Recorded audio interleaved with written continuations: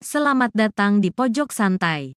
Sebelum Anda mendengarkan audiobook ini, kami menginformasikan bahwa channel ini adalah review audio dari buku yang ada di Indonesia. Untuk membaca keseluruhan buku ini kami menyarankan membeli buku aslinya di toko buku kesayangan Anda, baik offline maupun online. Keberadaan channel ini dimaksudkan untuk membantu Anda mendapatkan pengetahuan dari buku-buku kesayangan Anda. Jangan lupa untuk subscribe, like, dan komen. Selamat datang di Pojok Santai, channel khusus yang membahas komik dan novel dengan cara asyik. Tasbih Kumala, andalan Sokananta, tewas di tangan Wiro Sableng alias pendekar Kapak Maut Naga Geni 212. Akankah dilanjutkan dengan pertarungan mendebarkan ini? Yuk, langsung saja disimak video kali ini.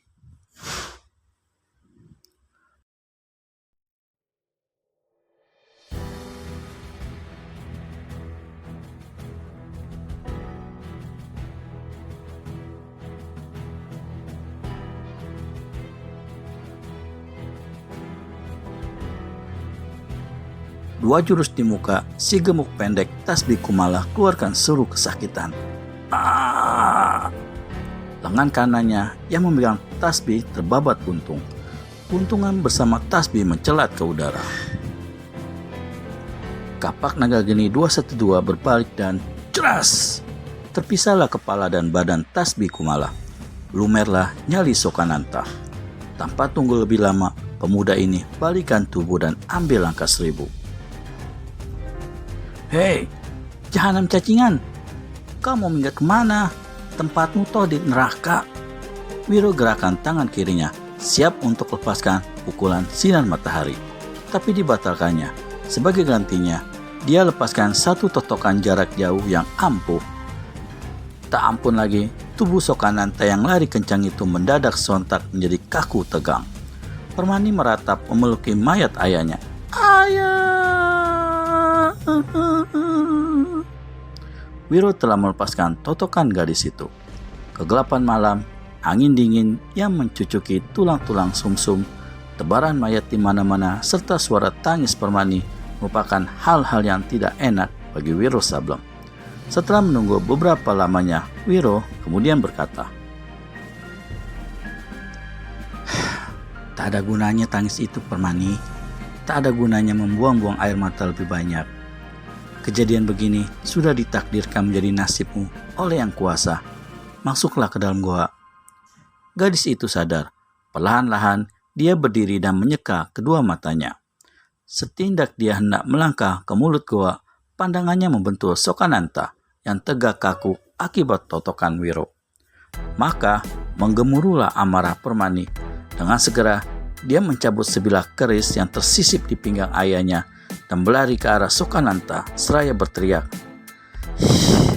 "Bang, kaulah yang jadi biang racun segala-galanya."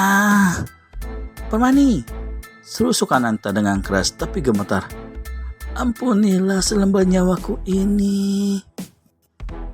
"Ini, ampun untukmu," teriak Permani garang, dan keris bereluk 7 di tangan kanannya dihujamkannya keras-keras ke dada pemuda itu. Sekejap lagi ujung keris akan menembus dada Sokananta. Sebuah tangan yang kuat mencekal lengan Permani. "Lepaskan tanganku," teriak si gadis kalap. Karena Permani seorang yang mempelajari ilmu silat serta memiliki tenaga dalam yang cukup ampuh, agak sukar juga bagi Wiro menahan gadis itu.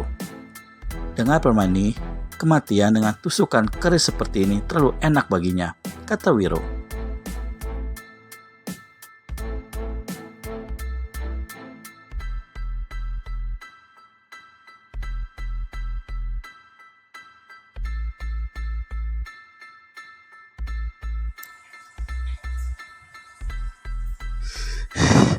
"Bang, mesti diberi ganjarannya setimpal," gelora amarah Permani menyurut.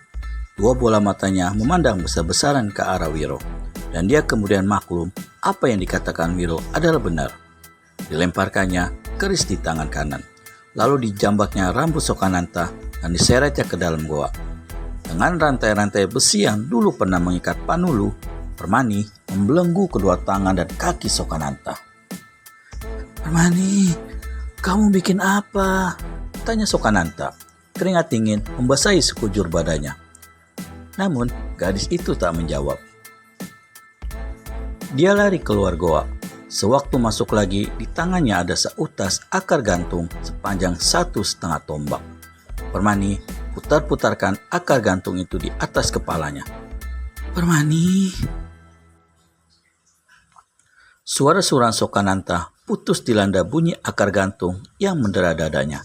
Pakaiannya yang bagus robek, kulit dadanya tergurat lecet dan berdarah. Puluhan kali di dalam gua itu terdengar suara cambukan-cambukan yang dahsyat. Cetar! Cetar! Sokananta telah lama pingsan. Parasnya hancur tak dapat dikenali lagi dan berkelimang darah. Pakaiannya robek-robek, sekujur kulit badannya pecah-pecah bermandi keringat dan darah.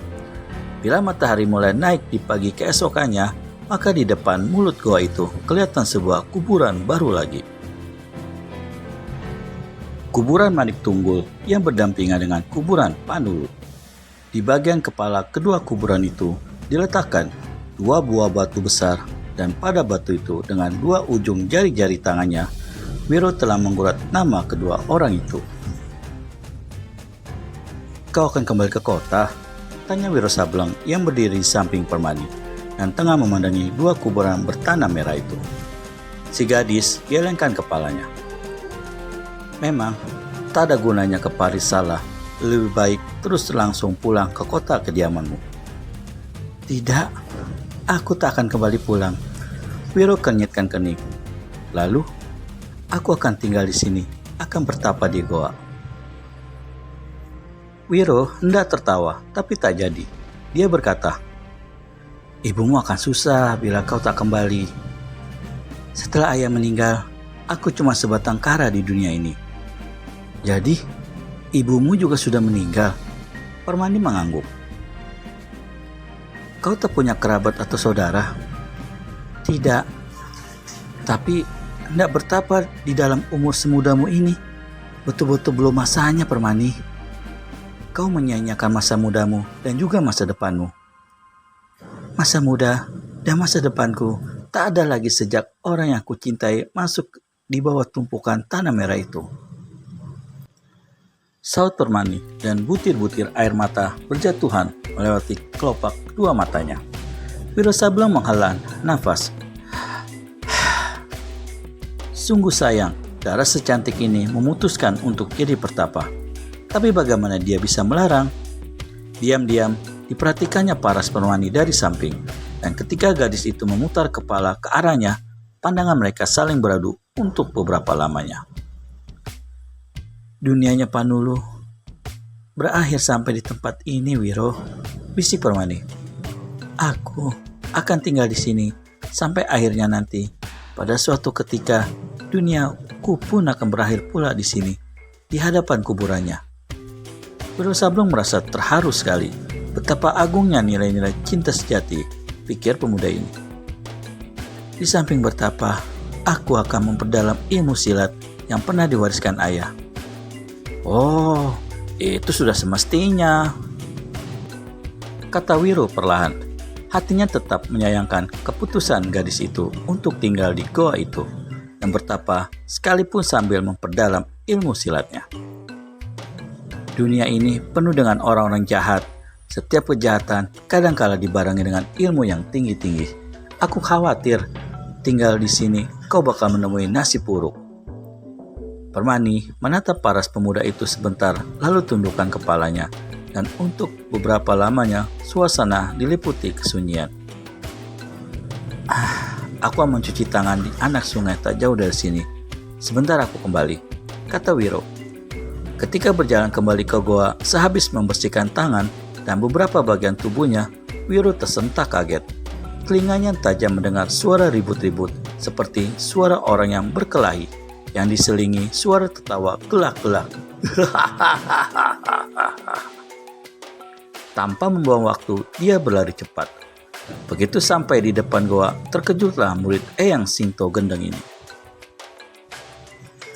Dilihatnya, Permani tengah bertempur melawan seorang laki-laki berjubah kuning yang tangannya cuma satu. Sebenarnya tak bisa dikatakan pertempuran. Lebih tepat, kalau dikatakan bahwa si jubah kuning bertangan buntung itu tengah mempermain-mainkan Permani, serta kurang ajar dan sambil tertawa-tawa. Setiap kali dia bergerak, tangan kanannya meraba ke bagian-bagian tubuh Permani yang terlarang, hingga gadis ini mengamuk penuh amarah.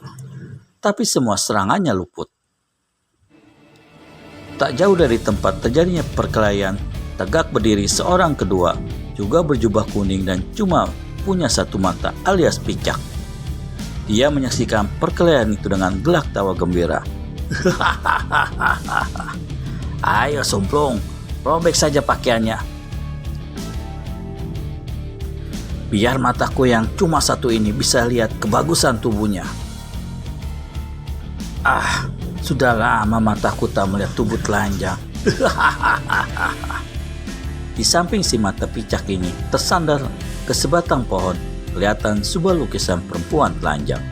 Lukisan itu sudah agak kotor dan kayu figura bagian bawahnya ada bekas sambungan. Seperti kawannya, dia pun memelihara brewok. Kalau tadi, Wirus sudah demikian terkejutnya melihat pertempuran antara Permani dan si tangan buntung, maka melihat lukisan telanjang itu, puluhan kali dia lebih terkejut.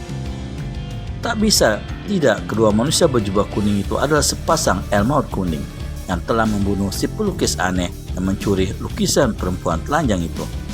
Ditambah dengan menyaksikan apa yang diperbuat si tangan buntung terhadap Permani, maka menggemuruhlah amarah Wiro Sableng. Iblis-iblis kesasar, dicari-cari tidak ketemu. Sekarang tahu-tahu kalian muncul di depan hidungku. Serentak dengan itu, Wiro Sableng segera melompat ke hadapan tangan buntung. Kedua manusia berjubah kuning itu memang bukan lain dari sepasang Elmaut kuning adanya. Bagaimana mereka bisa sampai ke tempat itu? Seperti telah diceritakan sebelumnya, mereka diam di sebuah goa yang terletak di lembah berbatu-batu. Karena sebegitu jauh mereka belum juga bisa membongkar rahasia yang tersembunyi di dalam lukisan perempuan telanjang, maka keduanya akhirnya memutuskan untuk pergi ke kampung tempat kediaman calon murid si pelukis aneh, yaitu Wira Prakarsa. Mereka menduga anak itu pasti mengetahui rahasia tersebut dan kemudian memaksanya untuk memberi keterangan. Di samping itu, diam lama-lama di lembah batu sudah terasa tidak aman bagi sepasang Elmaut kuning. Anak-anak murid perguruan seberang kidul dan si Katai Bisu telah mengetahui tempat persembunyian mereka tersebut. Meski orang-orang itu telah berhasil mereka kirim ke akhirat, namun bukan tak mustahil banyak lagi tokoh-tokoh silat akan mendatangi mereka untuk menuntut balas ataupun mencuri lukisan yang ada di tangan mereka. Maka keduanya pun berangkatlah meninggalkan lembah batu.